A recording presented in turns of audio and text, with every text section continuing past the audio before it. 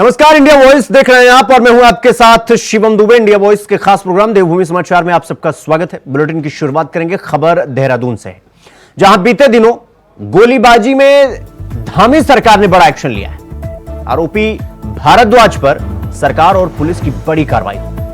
आरोपी की संपत्ति पर सीएम नामी का बुलडोजर चलेगा।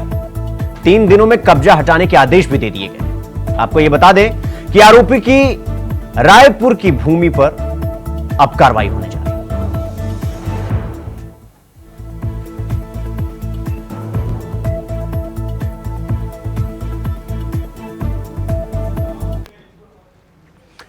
तो बीजेपी के पोखरी मंडल के पूर्व अध्यक्ष वीरेंद्र पाल भंडारी ने प्रदेश के सीएम पुष्कर सिंह धामी और बीजेपी प्रदेश अध्यक्ष महेंद्र भट्ट से मुलाकात कर अपनी नाराजगी जताई और कई विषयों को सीएम के सामने रखा, यानी मुख्यमंत्री पुष्कर सिंह धामी के सामने। सीएम और प्रदेश अध्यक्ष से मिलने के बाद वीरेंद्र पाल भंडारी ने पार्टी का समर्पित कार्यकर्ता का भाव व्यक्त करते हुए पार्टी प्रत्याशी को अपना पूरा समर्थन और सहयोग देने की बात कही और उसका वादा भी किया। बीजेपी के अध्यक्ष महेंद्र भट्ट ने यह कहा कि सीएम वीरेंद्र पाल भंडारी के सकारात्मक सुझावों पर अपनी सहमति देने पर उनके फैसले की सराहना की।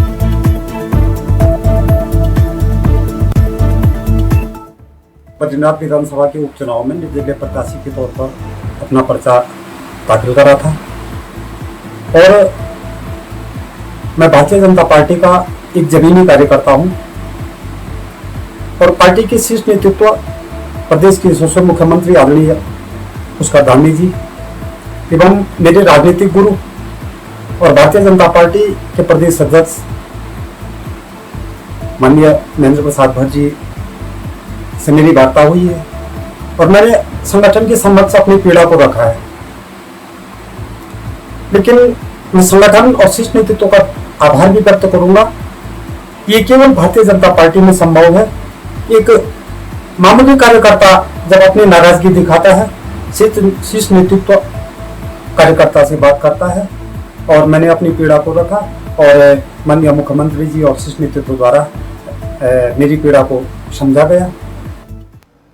तो लोकसभा चुनाव के बाद कल यानी 22 जून को सचिवालय में धामी मंत्रिमंडल की पहली बैठक होगी। आपको बता दें कि दोपहर 1 बजे से इस कैबिनेट बैठक की शुरुआत होगी, यानी बैठक शुरू होगी और बैठक में सरकार विकास की योजनाओं को लेकर मंथन करेगी और रोड मैप तैयार करेगी। लोकसभा चुनाव के बाद पहली बार मुख्यमंत्री पुष्कर सिंह धामी की मंत्रिमंडल की बैठक यहाँ पर होगी। दोपहर 1 बजे से कैबिनेट बैठक होगी और इस कैबिनेट बैठक से राज्यवासियों को बड़ी उम्मीदें लगी हुई है, क्योंकि लंबे समय बाद ये होने वाली कैबिनेट बैठक ये कहा जा सकता है कि जो जनता की उम्मीदें थी उन उम्मीदों को पूरा करने वाली हो सकती है।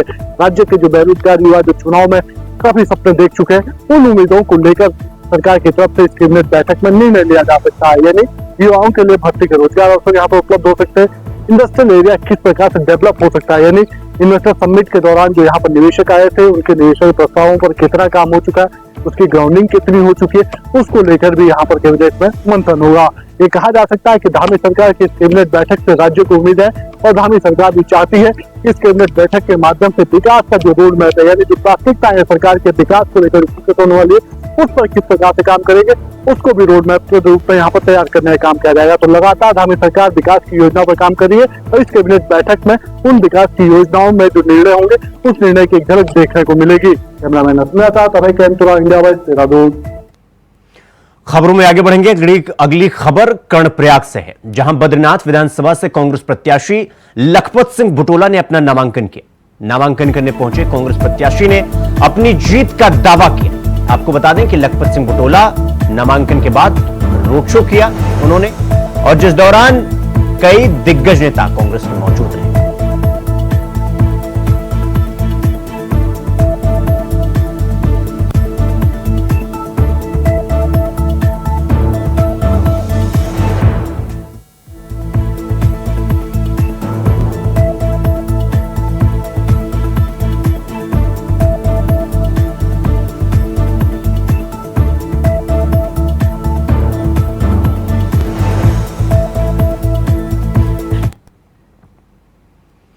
तो उत्तराखंड में मौसम का मिजाज भले ही बदल गया हो, लेकिन उपचुनाव में सियासी पारा जस का तस बना हुआ है, यानी गर्म का गर्म।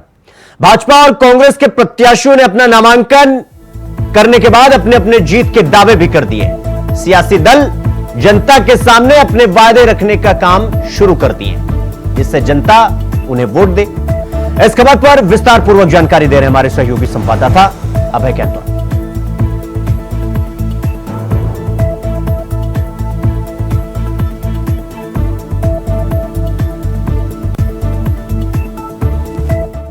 उत्तराखंड में मौसम के बदले मिजाज में भले ही पारे को थोड़ा ठंडा करने का काम यहाँ पर किया हो, तापमान में गिरावट देखने को मिल रही है, लेकिन जो सियासी पारा वो यहाँ पर चरम पर पहुंच चुका है। यानी आज भी कांग्रेस के जो प्रत्याशी है बद्रीनाथ से लखपत बुटोला, उनकी तरफ से नॉमिनेशन फाइल करने का काम यहाँ पर किया गया। और अब उपचुनाव को लेकर जो सियासी सरगर्मियां होंगी और तेज यहाँ पर हो जाएंगी, क्योंकि सभी प्रत्याशियों ने अपना नामांकन यहाँ पर कर दिया है और अब जनता को लुभाने का काम शुरू होगा। चाहे मंगलौर हो या बद्रीनाथ, दोनों ही जगहों पर बीजेपी और कांग्रेस सीधे तौर पर एक दूसरे पर आरोप प्रत्यारोप लगा रही है, जनता की उम्मीदों पर खरा उतरने का काम यहाँ पर कर रही है।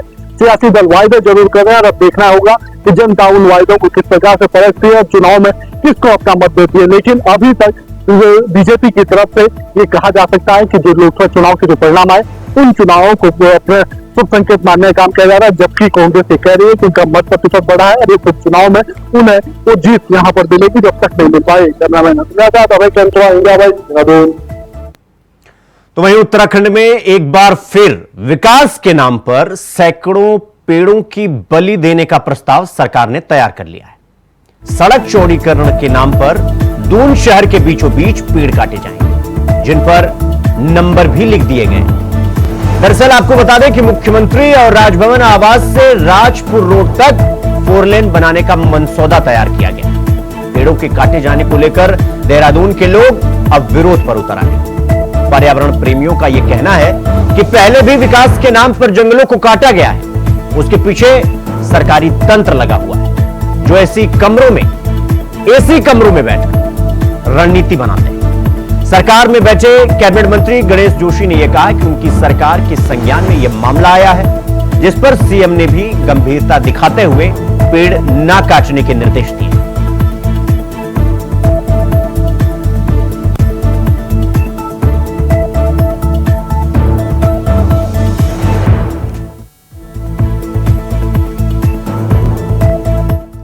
मैं मुख्यमंत्री जी का आभार व्यक्त करता हूं कि उन्होंने विषय का खुद संज्ञान लेते हुए ये फैसला लिया है और फूल की पर्यावरण को सुरक्षित रखना हम सबका कर्तव्य है और निश्चित ही उस तकनीक को अपनाते हुए कि जिससे पेड़ों का भी बचे और लोगों को भी नुकसान न हो, उसको देखते हुए टेक्निकली इस काम को किया जाएगा।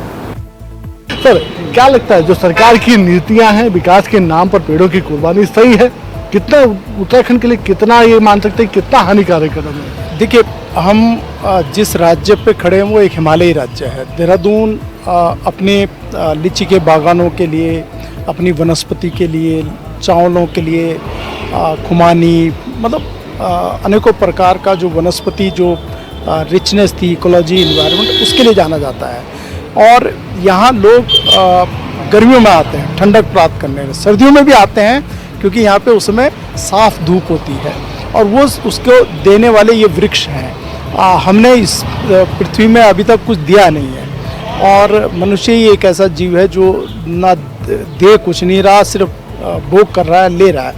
इन पेड़ों को जो रिच पेड़ हैं, और आप देखिए कितना बड़ा महान वृक्ष है, विशाल वृक्ष है, और उसको पूरा मतलब ऐसे कई वृक्ष हैं जिनको काट दिया जा चुका है और काटने की तैयारियां चल रही हैं। न्यू कैंट रोड पे अभी हाल में आया, इससे पहले हमने देखा सरकार का एक प्रोजेक्ट आया था कि इंटरनेशनल एयरपोर्ट बनाया जाए और 10,000 वृक्षों के छपान का परियोजन था। उसको देहरादून की जनता लड़ी और उस प्रोजेक्ट को होल्ड अप किया। वहीं थानों भोगपुर में जो साइंटिफिक रिसर्च का जो सेंटर है उसके लिए 2,500 पेड़ काटने की बात आई, उस पर हम लोग लगातार विरोध करते रहे। अभी खलंगा बड़ी मुश्किल से बचाया है, हालांकि अभी सरकार ने कुछ एश्योरेंसेस किए हैं, लेकिन पूरी तरह नहीं। वाटर ट्रीटमेंट प्लांट के लिए जो वाटर का सबसे बड़ा रिजर्वायर सेंटर है वहाँ 2000 पेड़ों को काटने की योजना सरकार बना रही है। इससे पहले 10 मिनट के ट्रैवलिंग जो टाइम था उसको बचाने के लिए देहरादून से दिल्ली पूरे 2500 वृक्षों को काट दिया गया पूरा रुड़की वाले मार्ग पे। ये ऐसा तो नहीं लगता है कि जो ये प्रोजेक्ट खुले हैं यहाँ पर, चाहे मॉल हो या दूसरे, इनके विकास के लिए इनकी कुर्बानी दी जा रही है पेड़ों की? नहीं, इनके लिए कुर्बानी मैं ये मान के चल रहा हूँ कि ट्रैफिक बढ़ा है और सरकार के मन में ये विचार होगा कि कैसे ट्रैफिक को बेटर मैनेजमेंट किया जा सकता है। लेकिन सरकार सिर्फ ट्रैफिक मैनेजमेंट के लिए एक ही सॉल्यूशन लेके पेड़ कटेंगे और वो है, तो इसकी लिमिट सीमा क्या होगी? क्या आपने मास्टर प्लान के अकॉर्डिंग, मैं देख रहा हूँ कि जब हम बचपन में सुना करते थे, when my father was working in Indian military academy, तो जब वो भारतीय सेना में सेवा कर रहे थे तब मास्टर प्लान की बात होती थी, डिलेड होते गए। ये है कि सड़क के जो सड़क है, सड़क के दोनों तरफ 15 फीट का मार्ग खाली रहना चाहिए। क्या आपने उस अतिक्रमण को हटाया या नहीं हटाया? आपने मानवीय अतिक्रमण को आप हटा नहीं पा रहे हैं। आपने नदियों तक में अतिक्रमण करवा दिया। आप वृक्षों को, जो वृक्ष जो है उनको सिर्फ बलिदान कर रहे हैं। आपने ये नहीं देखा कि सर्वे ऑफ इंडिया एक डिफेंस का इंस्टीट्यूट है और बहुत ही सेंसिटिव इंस्टीट्यूशंस है जो भारतीय सेना को मैप्स बना के देता है। उसके ठीक सामने आपने कई मंजिला सेंट्रो मॉल खोल दिया। किसी डिफेंस इंस्टॉलेशंस के इंस्टीट्यूशन के आगे कोई कॉमर्शियल कॉम्प्लेक्सेस नहीं खड़े होते, बिल्कुल उसके 100 मीटर के दायरे बिल्कुल ठीक सामने। यहाँ 100 मीटर भी नहीं है, 50 मीटर भी नहीं होगा बाउंड्री टू बाउंड्री, 50 मीटर भी शायद मैं ज़्यादा बोल रहा हूँ। तो सरकार कौन उनको ये परमिशन दे दे रहा है? उनके लिए क्यों ये नीतियाँ इस तरीके की बनाई जा रही हैं कि वृक्षों को काटा जाए? सीधे शब्दों में कहूँ तो मैं ये कहूँगा कि उस विकास में मनुष्य या हर प्राणी के जीवन के लिए कोई चिंता या जगह ही नहीं है। वो, और सीधे शब्दों में कहूँ तो वो बेवकूफ़ी का विकास है। मोदी जी का एक सपना है कि 2047 में विकसित भारत बनेगा, लेकिन जिस राह पर हम चले हैं उसी पर अगर हम चलते रहेंगे तो 2047 तो छोड़िए, 2037 तक ये पूरी घाटी जो है वो वीरान घाटी हो जाएगी। यहाँ पर जीवन असंभव हो जाएगा। अशोक गुप्ता है मेरा नाम। मेरी चिंता का विषय मुख्य ये है कि पहली बात तो पेड़ कटने की कोई आवश्यकता नहीं लग रही यहाँ पर। दूसरी बात है जहाँ पर हम खड़े हैं, मेरे एक बहुत बड़ा पीपल का पेड़ है, शायद 300-400 साल से भी ज़्यादा का होगा। हमारे यहाँ से क्षेत्र में कई पीपल के पेड़ थे जिसमें कि लोग अपनी क्रियाक्रम करने के लिए मित्रों का आते हैं मृत्यु के बाद 10वें तक। अभी क्या हो रहा है कि एक जड़ामजाल में पेड़ था पीपल का, वो भी कट गया। बद्रीनाथ कॉलोनी में कलदास रोड में था, वो भी कट गया। अनार वाला जोड़ी गांव, इतनी दूर दूर तक के सारे पेड़ कट गए। राजपुर रोड तक के लोग यहाँ पर अपने पिंडदान करने, अपने मृतकों की आत्मा की शांति के लिए 10 दिन का कार्यक्रम यहाँ रखते हैं। तो अब ये पेड़ भी कट जाएगा तो किस तरीके से होगा? मेरा सरकार से हाथ जोड़ के निवेदन है कि चौड़ीकरण के नाम पर हमारे पर्यावरण के साथ में खेल ना किया जाए। जिस तरह से सहजदारा रोड का सर्वनाश कर दिया गया है, उसी तरह अब आप इस न्यू कैंट रोड का सर्वनाश करने जा रहे हैं। पेड़ हमारी जान है। इन पेड़ों के पीछे जहां हम खड़े हैं, जिस स्थान पे, हमारी 10 पीढ़ियों की यहाँ पर पूजा का स्थान है। हमने उनको यहाँ पे स्थान दिया हुआ है। अगर कल ये पेड़ कटता है तो हम अपनी जान देने को तैयार हैं, लेकिन हम ये पेड़ नहीं कटने देंगे। हमारा सरकार से विनती है, आप पर्यावरण को बचाइए। पर्यावरण बचाने के लिए उत्तराखंड खड़ा हुआ था। आज उत्तराखंड सरकार ही पर्यावरण का सत्यानाश कर रही है। सर, मेरा मानना ये है कि बहुत पुराने पेड़ हैं इसमें। मेरे ख्याल से 2-2 साल के पुराने भी पेड़ भी हैं इसमें। और अब जिस तरह से पेड़ कटते जा रहे हैं और गर्मी देखो 45 डिग्री पार जा रही है, देहरादून में ये हाल है। हमारा सिर्फ यही है कि पेड़ किसी तरह से बचाए जा सकें। पेड़ों के लिए हमें कुछ धरना प्रदर्शन भी करना पड़ेगा बचाने के लिए, तो हम वो करेंगे। पूरा हाथी कल्ला कैंट रोड ये धरना प्रदर्शन करेगा अगर ये पेड़ काटने की बारी आए तो। क्योंकि सर देखो ना, जिस तरह से जगह जगह पेड़ ही कट रहे हैं। सहजदार रोड देख लो, कितने पेड़ ध्वस्तीकरण कर दिए। फिर पेड़ के कारण अब थोड़ा बहुत टेम्परेचर बचाव भी है, बाकी आप खुद समझदार हो। सर, मेरा मानना है कि अगर देखो सड़क चौड़ीकरण तो सब चाहते हैं कि भी चौड़ी सड़क हो, पर फ्लाईओवर एक माध्यम दूसरा भी हो सकता है कि आप इसमें फ्लाईओवर बनवा दो, तो इधर से फ्लाईओवर चला जाए तो दिक्कत नहीं होगी। देखो विरोध की तो ये बात है कि बड़ी मुश्किल से देहरादून का पेड़ के उससे पहचाना जाता है। यहाँ पहले कभी गर्मी नहीं हुई, लेकिन जब से पेड़ कटने चालू हुए, जब से यहाँ का टेम्परेचर देख लो 44, 43, 44, 45 तक पहुँच गया है। हम चाहते हैं कि न्यू कैंट रोड के जितने भी पेड़ हैं वो ना काटे जाए। इसका एक माध्यम कुछ और हो सकता है, फ्लाईओवर बना दो। यहाँ 50 फीट की तो वैसी रोड है ये, आप करीब इन खंबे और नाली को पीछे शिफ्ट कर दिया जाए। यहाँ कोई वैसा रोड तो है नहीं, कैंट रोड की उधर बंद हो जाता है ये रोड। हमारा यही कहना है कि ये पेड़ नहीं कटने चाहिए और इनमें संयुक्त है, ये सारे संयुक्त जितने भी हमारे लोग हैं संयुक्त इसका विरोध कर रहे हैं कि ताकि ये पेड़ ना कटे और हम इन पेड़ों को नहीं कटने देंगे। सर 23 तारीख को सुबह 7 बजे न्यू कैंट रोड जो दिलाराम चौक है वहाँ से हमारा एक मार्च शुरू है जो CM आवास तक जाएगा। और इस मार्च में हमारा बस यही एक विद्रोह है गवर्नमेंट से, धामी जी से, कि जो सड़क चौड़ीकरण हो रहा है उसको रोक दिया जाए, क्योंकि नगर निगम में 250 पेड़ और कैंट एरिया में 250-300 पेड़, यानी कि टोटल 500-600 पेड़ सिर्फ 2 किलोमीटर के एक बेल्ट में अगर काटे जाएंगे तो बहुत ज़्यादा गलत है। यहाँ पे इतने पुराने पेड़ हैं कि मैं जब पैदा भी नहीं हुआ था तब से बड़े ही देखे हैं मैंने। इतने पुराने यहाँ पे पेड़ है और इनको काटना बिल्कुल भी जायज़ नहीं है। रोड को इतना चौड़ीकरण की ज़रूरत ही नहीं है। जब VIP मूवमेंट होती है तो वैसे ही ट्रैफिक रोक दिया जाता है, तो ये क्यों बोला जा रहा है कि VIP मूवमेंट के लिए ट्रैफिक रोका जा रहा है और सड़क चौड़ी करी जा रही है। पुलिस अपने आप आती है, पूरे ट्रैफिक रोक देती है जिससे कि VIP मूवमेंट हो सके, गवर्नर निकल सके, तो फिर सड़क चौड़ी करनी ही क्यों है। बुलेटिन में रुकेंगे एक छोटे से ब्रेक के लिए, खबरों का सिलसिला जारी है, फौरन लौट रहा है।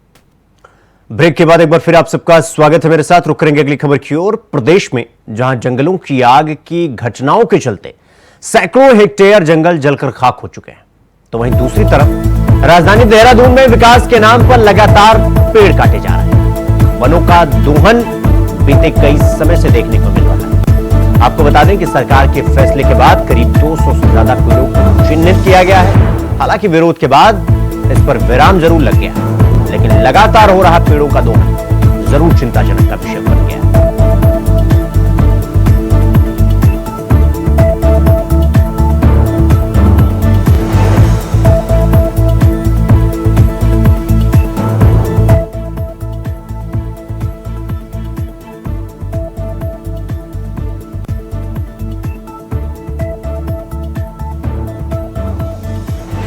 फायदा एक प्रोसीजर होता है, विभाग आवेदन करता है, आवेदन करने के बाद वन विभाग निरीक्षण करता है और हमारी सरकार का बहुत स्पष्ट मानना है कि इकोनॉमी और इकोलॉजी दोनों में बैलेंस बना के हम काम करेंगे, क्योंकि जहाँ एक पर्यावरण को बचाना भी जरूरी है वहाँ विकास के रास्ते में भी आगे बढ़ना जरूरी है। तो लेकिन विकास जिस मनुष्य के लिए किया गया उसके जीवन के लिए खतरा न हो, इसको देखते हुए विकास को मैं समझता हूँ कहीं ना कहीं वो ये मापदंड नहीं होना चाहिए। जब इसका परीक्षण कराएंगे, अगर ये लगेगा कि इकोनॉमी के लिए नुकसानदायक है तो निश्चित रूप से इसका हिसाब से निर्णय लेंगे। पर्यावरण देखिए, आज हम मौसम को देखते हुए जिस प्रकार से बारिश नहीं हो रही है, अगर हम एक पेड़ काटते हैं तो कम से कम 10 पेड़ हमको लगाने चाहिए और इस पेड़ ही हमारा जीवन है। हमको जो शुद्ध वातावरण देता है, शुद्ध ऊर्जा देने का काम करता है। तो अगर हम पर्यावरण के प्रति सचेत नहीं होंगे तो फिर हम कहाँ टिक पाएंगे, न पानी रहेगा न जीवन रहेगा। इसलिए पेड़ काटने से पहले हम सोच लें कि हम कितने पेड़ और लगा सकते हैं और ये अनिवार्य रूप से करना चाहिए। देखिए, पर्यावरण की चिंता हमें करनी चाहिए। अगर पर्यावरण का संतुलन बिगड़ेगा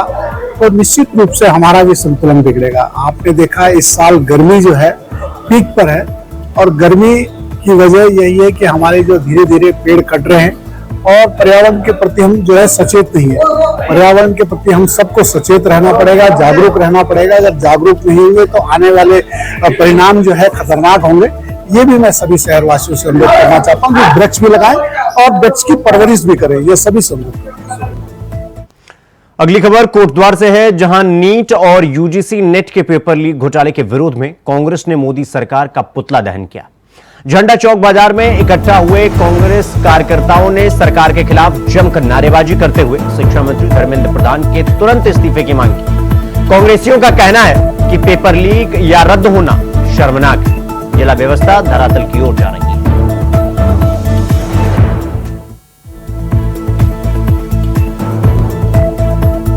मोदी जी रूस और यूक्रेन की लड़ाई रोकने की बात करते हैं, दूसरी तरफ पेपर लीक हो रहे हैं, पूरे देश के अंदर पेपर लीक हो रहे हैं, छात्रों के भविष्य से खिलवाड़ किया जा रहा है, लेकिन पेपर रोकने के लिए उन्होंने मौन साधा हुआ है। ये निंदनीय है, दुर्भाग्यपूर्ण है। और माननीय राहुल गांधी जी ने कहा है हम उन छात्राओं के साथ है जो 25 लाख छात्राओं ने नीट का पेपर दिया था, हम उनके कंधे से कंधा मिला के खड़े हैं। और जब तक पेपर ये रद्द नहीं हो जाता तब तक कांग्रेस इसी प्रकार आंदोलन करती रहेगी।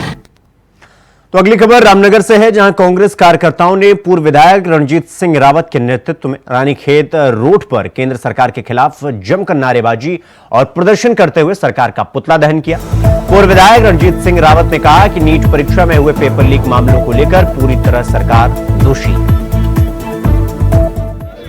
नीट परीक्षा रद्द करो, रद्द करो, रद्द करो, नीट परीक्षा रद्द करो, रद्द करो। सरकार एक तरफ से शुचिता, भ्रष्टाचार मुक्त व्यवस्था और नकल मुक्त परीक्षा की बात करती है, और दूसरी तरफ चाहे राज्य सरकार आयोजित कर रही हो या केंद्र सरकार कर रही हो, जितनी भी भर्ती परीक्षाएं आयोजित कर रही है सब में पेपर लीक हो रहा है। एक बार फिर से भारत सरकार द्वारा आयोजित नीट परीक्षा में जो है पेपर लीक हुआ है। नकल करने वाले बच्चे सब टॉपर बने हैं, और जिन लोग बच्चों ने मेहनत कर रखी थी वो लाखों बच्चों के भविष्य के साथ खिलवाड़ किया गया है। इसलिए राष्ट्रीय नेतृत्व के आह्वान पर हम कांग्रेस जनों ने पूरे देश भर में आज भारत सरकार का पुतला फूंका और नीट परीक्षा को रद्द करने की मांग की। तो वहीं स्वास्थ्य और शिक्षा मंत्री डॉक्टर धन सिंह रावत ने चालू वित्तीय वर्ष में केंद्र और राज्य पोषित योजनाओं के तहत आवंटित बजट खर्च करने के लिए विभागों को 100 दिन का रोडमैप बनाने के निर्देश दिए। कैबिनेट मंत्री धन सिंह रावत ने बजट खर्च की धीमी गति पर नाराजगी जताई और कहा कि सरकार के पास जन कल्याण योजनाओं के लिए बजट की कोई कमी नहीं। कैबिनेट मंत्री के इन बातों पर पलटवार करते हुए कांग्रेस के वरिष्ठ नेता देवेंद्र सिंह ने कहा कि मंत्री ने आदेश दिया, लेकिन उस आदेश का कितना पालन किया जाता है यह देखना जरूरी है।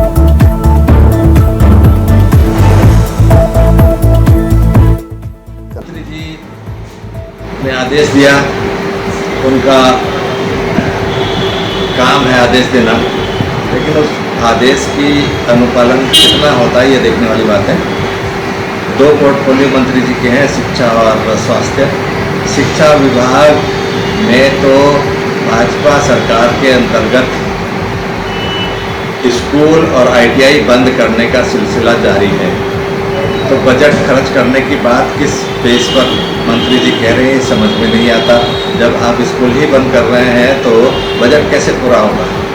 दूसरी बात स्वास्थ्य की लें, स्वास्थ्य अस्पताल है हमारे, जो भी सरकारी संस्थान है उसमें कितना खर्च हो रहा है, मशीनें काम नहीं करती हैं, लोग वहाँ पर कर्मचारी जो हैं वो परेशान होकर रिजाइन की बात करते हैं। अभी हाल ही में रेडियोलॉजिस्ट लोगों ने पूरा एकमुश्त अपना इस्तीफा सौंप दिया।